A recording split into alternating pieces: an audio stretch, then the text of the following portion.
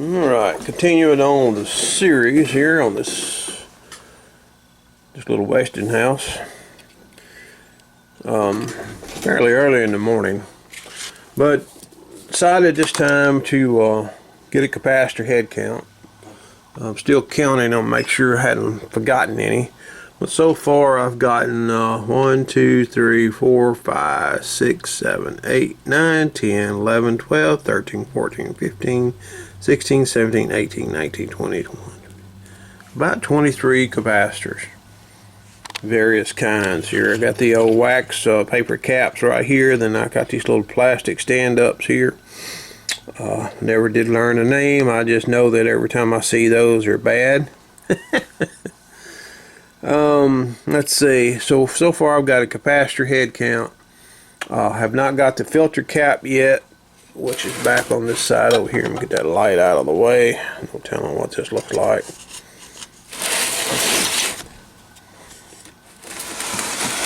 I hadn't even got to the resistors yet. Let's see. Anyway, yeah, filter cap's right here. Now that filter cap has been changed. Let me get you up there. Filter cap has been changed. So, it didn't seem to have a problem. I'm going to take a little closer look at it with my capacitor analyzers here in a little while. Let's see. So far, of course, I'm going to do a spot check of the resistors, but you know, this resistor is pretty rough. What is that? Yeah, it looks like a 39, I think a 39 ohm resistor. Can't really see it well. Let's see what that thing is. I think I've got that on my list already. Oh, I'm sorry, 390 ohm resistor.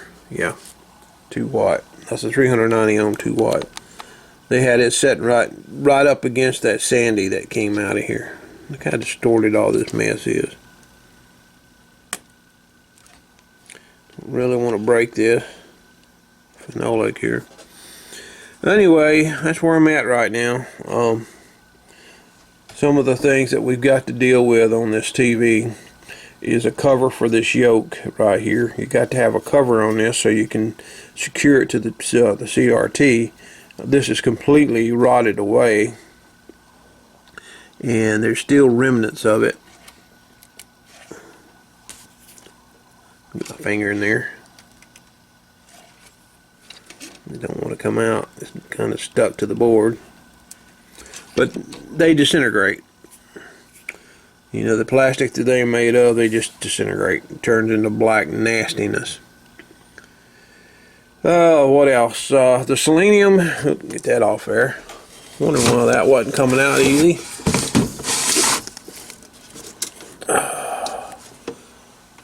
Anyway, sorry about that. Anyway, the selenium rectifier, I'm not going to change it unless I suspect it being bad. I've got equipment running around that still uses selenium rectifiers, and it gave me a moment's trouble. When they go bad, they go bad, but if this thing ain't bad, I ain't messing with it. And I ain't going to all the trouble of changing this and then having to do ballast resistors and all that stupid crap. I'm not going to mess with that. That seems to be good. We'll find out later on. But anyway, get back to the yoke. I'll probably just find a small yoke that somebody's selling on eBay. Get it cheap, just so I can have the cover. I wish I knew how to use, you know, these 3D printers I make now. I could figure out how to make one of these, but I don't, so I can't, so I won't. What else? The 1X2 up here got to be changed. It's still broke. There ain't no point in changing that right now. The other thing that I have to do is figure out, turn this thing, let me get this yoke back up here. I don't want it dragging around and damaging the insulation. Let's see, the tuners doesn't have the knobs or the shaft. I'm not sure how I'm going to correct that. Then 2 knobs here for the volume and brightness, I guess that's what that is. I really hadn't figured out this tuner yet. It looked like it's a shaft that just, I don't know. I'm kind of scared about that one there, because most tuner shafts go straight in, you know, and all the gain switches are timed to that shaft. I don't know how this one is. That looks like the fine tuning part of it. I don't know. This could be a good one. Could be a deal breaker. However, quite honestly, never going to be able to use this for, you know, just pick up off the air again.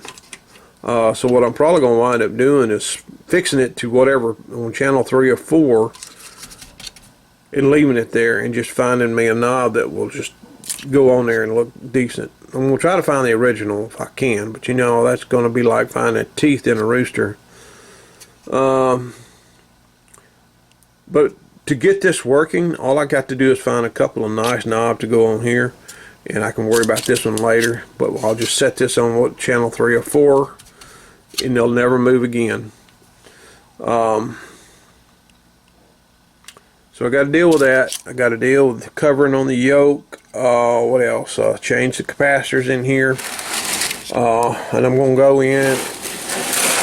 Turn it around. I'm going to go in and check all the tubes just for fun, because I like doing that. Then I'm going to do some spot checks on resistors. Clean this thing up a little bit more.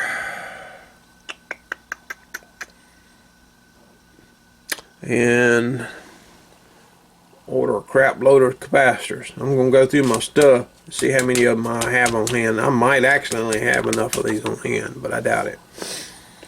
Anyway, that's where I'm at this point. So I'm going to pull a few of these papers out and do a spot check on them, and just to see. I want to pull one of these out, a couple of these out right here, a couple of these paper caps out, and just put them on the analyzer and see what it does. And what else? I'm going to check that filter cap too. At least I think I am. So that's what I'm going to do next. I'm going to go back through these capacitors, make sure I didn't miss nothing. Anyway, I'll be back. Alright, ready to test a few of these capacitors that I pulled out of the TV. So I've got I got what, 3 paper caps right here. Just spot check it and pick any of them for any particular reason. Then I got a bumblebee, my favorite, and a couple of these here little vertical mounted radio lead little black ones. And we're going to test it on the Sencor LC103. So the first one we're going to do is one of these little radios right here, 0.022 at 600. They have a little dot on them right there, if you can see it. I made sure I notated that on the PC board with a little black marker on the lead, on the land. So what I think I'm going to do is just do a value check first. Let's do a value, and what we'll do is we'll do capacitor value, and it's showing 0.1 microfarad. And what was this? 0.022, which means this thing is more than likely going to be leaky. So let's enter in the voltage rating of the capacitor, 600 volts, and we'll check for leakage.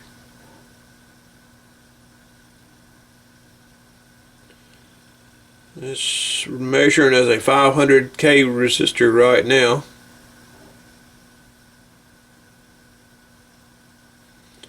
As the resistance is decreasing, as you see right there, I'm drawing 2 milliamps out of that capacitor right now. So this one is bad. Confirmed. Let's do the next one. It's an 04. Let me make sure I had that voltage level right. Yeah, 0.022 at 600. And what we'll do next is this one right here. The next one is a 047 at 4. I got to change my voltage on here. Alright. Here we go. Let's check the capacitance value. This is showing 0.276 microfarad. It's supposed to be an 047. Let's check for capacitor leakage. I've got 3.7, now 5 milliamps. That one's very bad. It's measuring as a 50K resistor right now. 40K.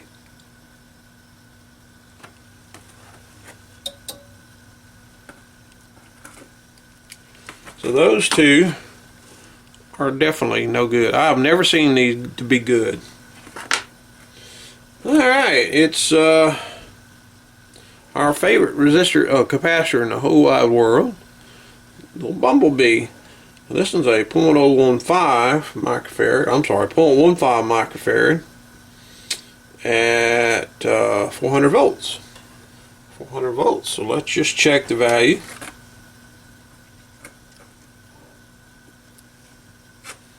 See how this one checks. Ready to go. Capacitor value. Measuring 0.213 microfarad. Gonna have a little bit of leakage.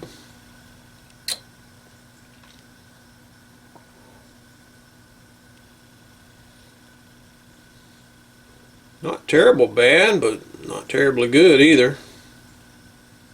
It's acting like a 2.8 meg resistor, drawing 134 microamps of leakage.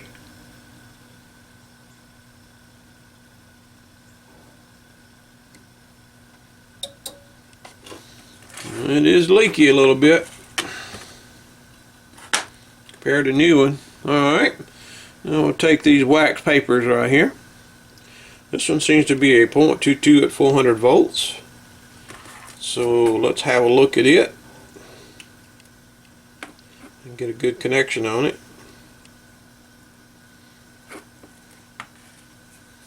I got that mess on me. Let's check the value. 0.57. And this is supposed to be a 0.22. So how leaky do you think that's going to be? Let's find out. 2 milliamps of leakage current so far, and it should increase as we go along here. It's measuring as a 178K resistor right now.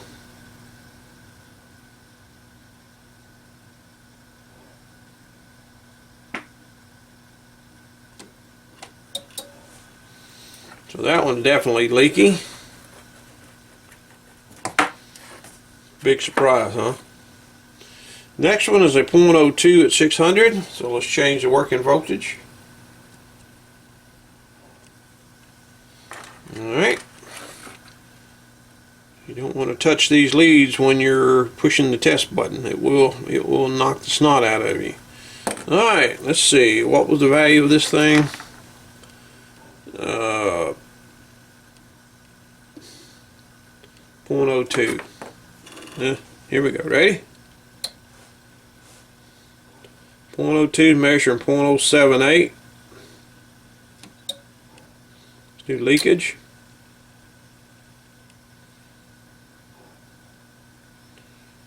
It's measuring as a 1 mega ohm resistor right now. Leakage current is 563 milliamps, increasing as we go. Now it's up to 700 microamps. 773 microamps, 839 microamp. Fixing to get up to 1 milliamp.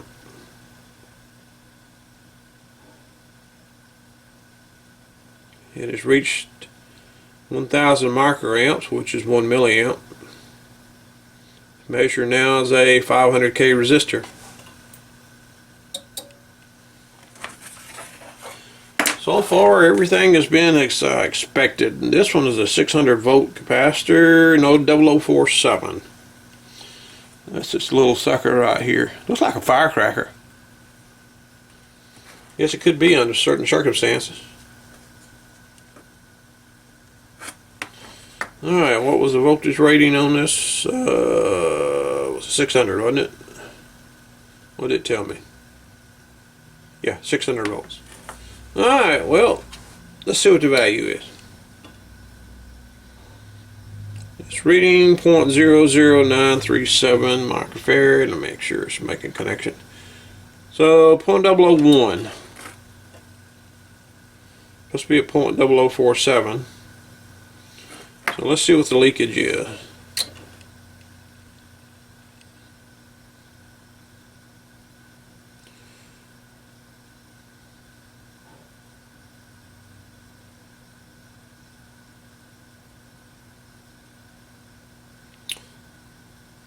Well, right now we're at 97 microamps of leakage, 5.98 mega ohms. But as I leave it on there and let it run a little bit, it does increase in the leakage current and decreases on the resistance. Well, that's that one. This one.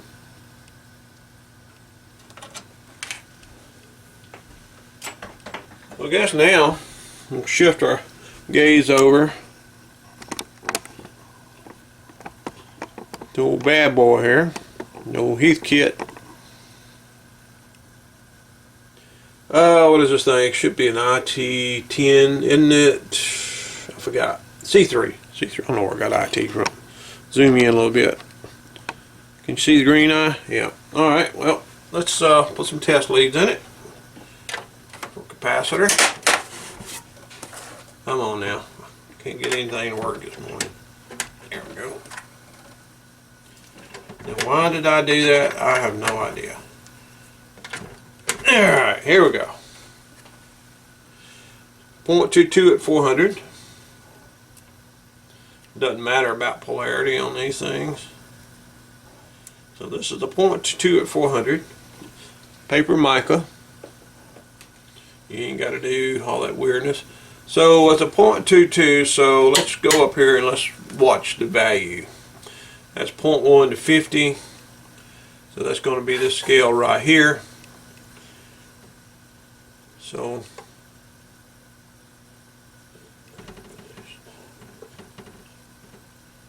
a little bit of eye separation. Right about there. And it's measuring about 0.3. So let's do leakage. I'm on 25 volts right now. And the eye is just separating. I don't know if you can read it. Let me get you in there closer. Can't really see it good, can you?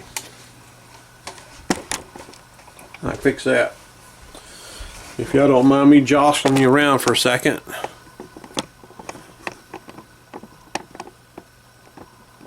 There we go. Get some of that glare off of you. I'll take my glasses off. I can't see anyway. I guess that's working. Let's do it again. Can you see that? Oh yeah, you can see it. Anyway, that's at 25 volts right there. This is on a 400 volt capacitor. Let's go up to 250 volts. You see the eye separation now? It hadn't even opened yet. So this capacitor is definitely end of life. So let's check our good old Bumblebee here. 400, that's a 0.15 at 400 volts. Go back down to 25 volts, and I have calibrated this thing. There's a gentleman on online that shows you how to calibrate these things and change certain values to make it. Alright, let's see. See, we get a wide opening on this one. Around 0.1. One-ish. So let's go over to 25 volts. Let's check for leakage.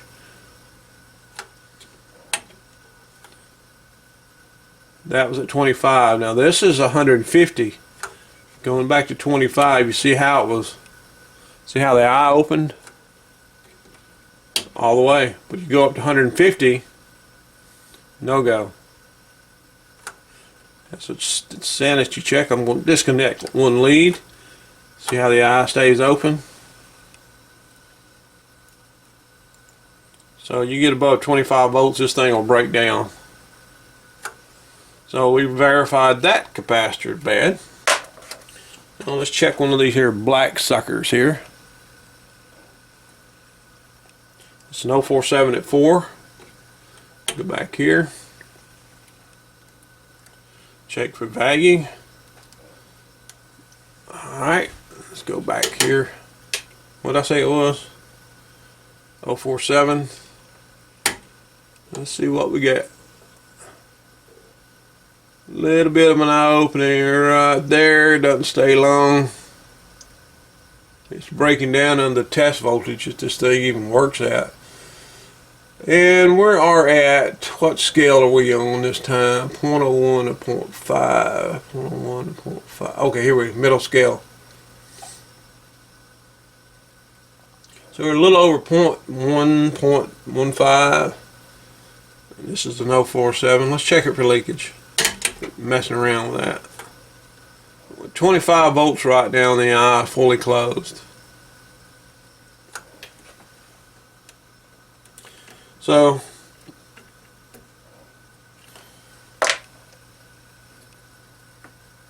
we'll check one more paper cap. Where are you? We'll check this old paper. Yeah, it's got a piece of trash on it. A piece of Aquadag. Anyway, let's see what it does. This is an 02 at 6. I'm not even going to bother with the value. I don't care. The leakage is what I'm worried about. If it has leakage, it's going to throw the value off. Alright, on the the 25 volt scale. That didn't open up pretty good. Let's go to 150 volts.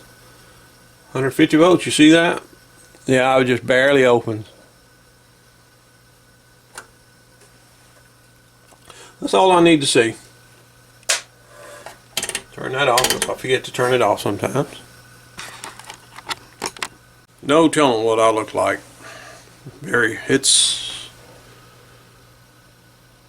Well, it's almost 7 o'clock on Sunday morning. I've been out here since a little after about 5:20, 5:30. So as you've seen, the capacitors are not to be trusted in this thing. Trying to figure out where to plug this at. There it is. Put all my stuff up. So,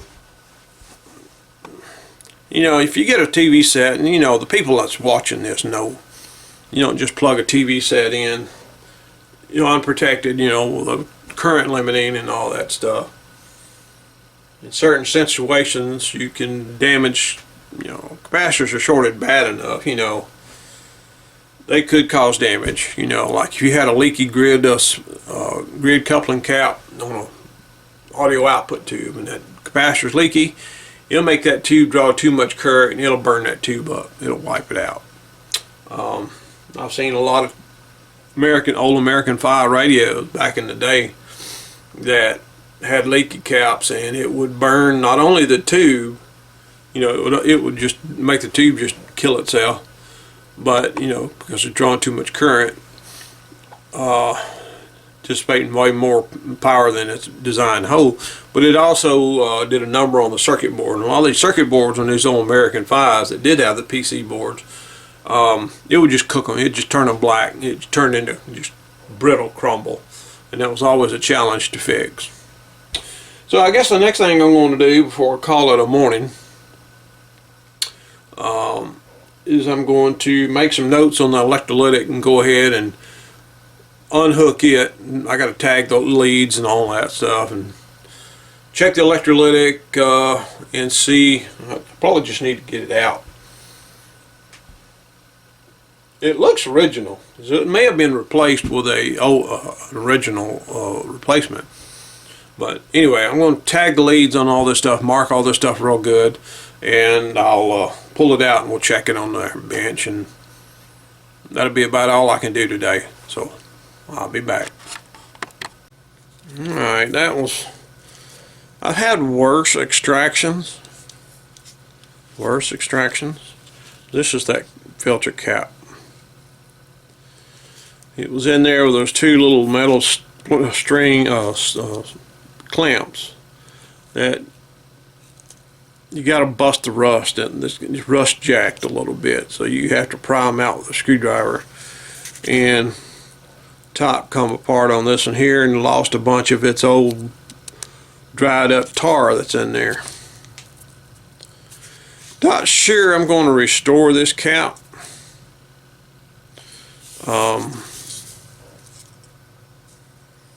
I don't think I am. It depends on how it checks. If it checks good, I might leave it. But it's already damaged. I've done damage to the case, so I'm probably, in the sake of restoring, I think I'm going to just leave it out and put a whole new set of caps in it. You know, just we'll see. So let's do the same thing we did with the other caps. We'll just put it on one, we'll test it on one, then we'll test it on the other and go from there. Okay, setting up the LC103, I've already did a lead 0 on the open, and I've also set it for aluminum electrolytics right here. So I've done half the calibration here. Now I'm just going to do a lead 0 short. That way it'll be fully calibrated. It's not as important on the high this kind of stuff as it is the lower value caps to calibrate it every time. Anyway, the half moon section here, as you can see all the values there. Half moon is 200 at 150, so all of them are all these capacitor sections are rated at 150. So in the interest of just not being too anal retentive about it, we're just going to set the DC working voltage at 150 volts. And let's just go ahead and ground it. I'll go with me, thank you. Give me a second. I'm going to ground it right here, and then we'll do the first section, which is the half moon, and the half moon is right there. So let's see what this bad boy has to say. Get it to be still. So let's see what the capacitance is. Well, 240 microfarad. That's not too shabby. Do capacitor leakage. It's greater than 20 milliamps already. Less than 7.5 K.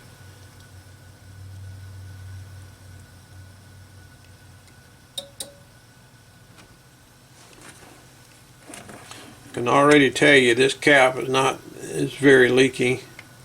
I'm shorting these. Alright, let's try the blank section, which I think is 30 microfarad, as Carlson says. The capacitor value 37. Look at there. Look what that little bird was. You gotta be careful with these electrolytics and using these LC103s. You gotta make damn sure it ain't charged.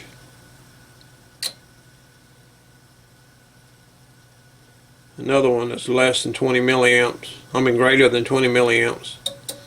Even though it says discharging, I try to discharge, disconnect the leads there, and I try to discharge each section back to ground. So I've already been in this thing once. I don't want to do it again. Thing had an interesting problem, and had to change a bunch of stuff. 288 microfarad. Oh, it's slow getting up there. It's greater than 20 milliamps.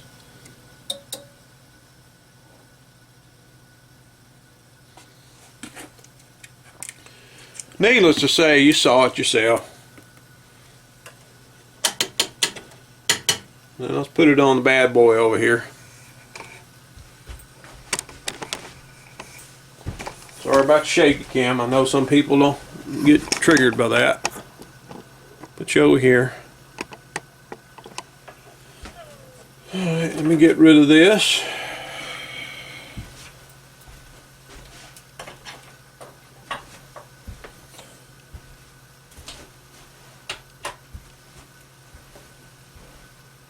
Can you see it okay? You know what? I need a different set of test leads for this. Let me get them. I'm sorry about that. I gotta find my old test lead. Oh, we'll just use this.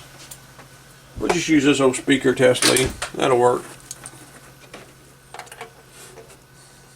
800-hour long video. I'm about done with this though.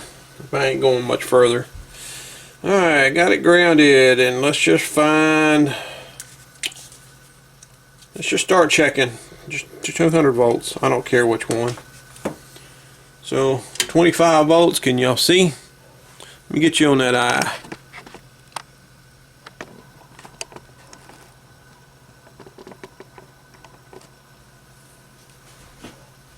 Get rid of some of that glare. Oh yeah, y'all got a good view of that glare. Alright, here we go. On the 25 volt scale. Oh wait, did that wrong. I gotta go back here, calibrate it. What am I doing? You dummy. You gotta set your power factor on these things. Want to be accurate. Alright, going back.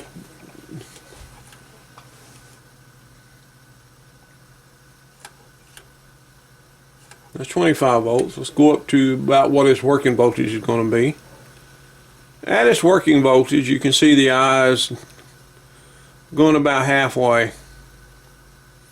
So that's definitely leaking. Go to another one. Same thing. Capacitor's leaky.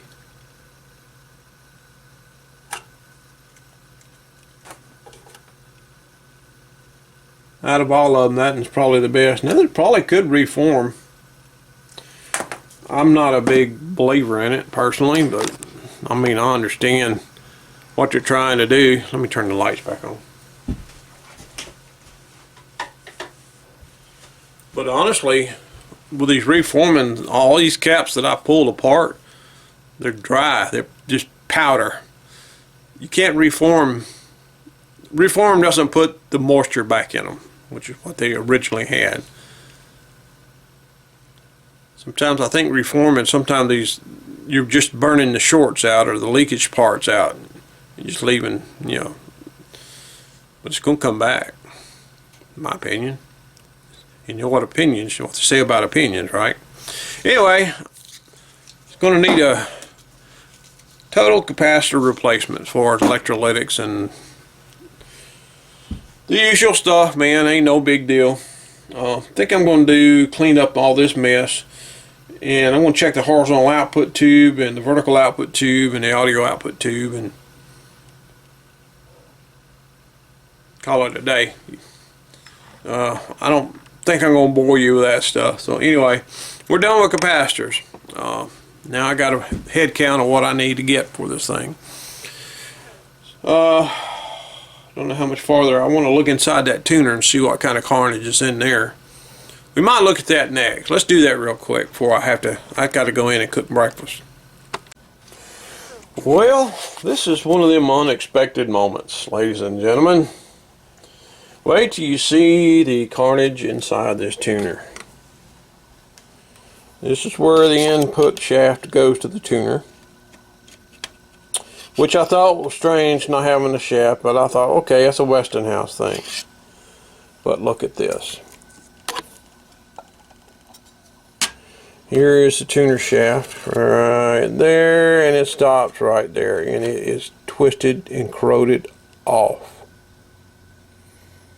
That is probably the most corrosion that I've ever seen on a wafer switch.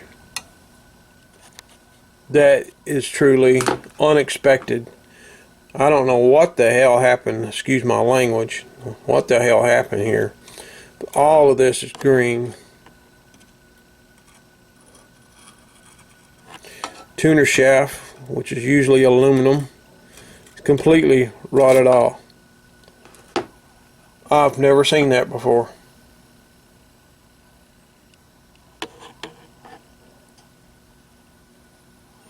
So, what do you do here?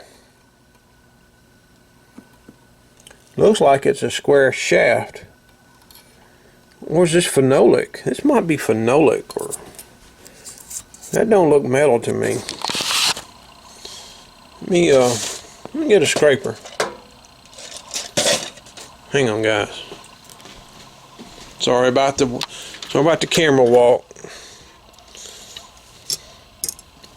Pick a tool.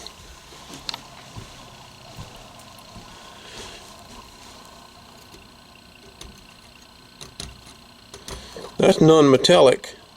I'll be damned. So,